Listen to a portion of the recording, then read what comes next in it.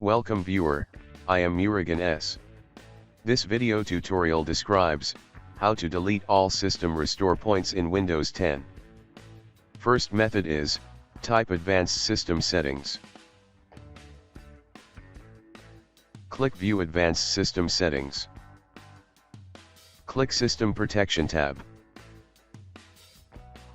Click Configure. Click Delete. Click Continue.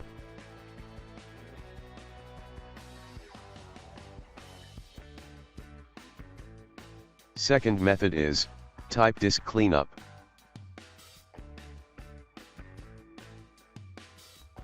Click Disk Cleanup.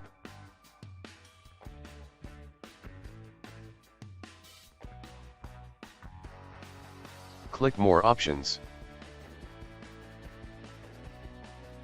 Click Cleanup.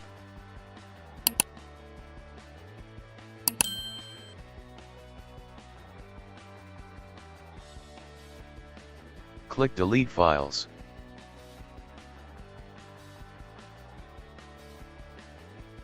I hope this video tutorial helps to you. Please like, share and don't forget to subscribe my channel. Thank you very much. See you next video.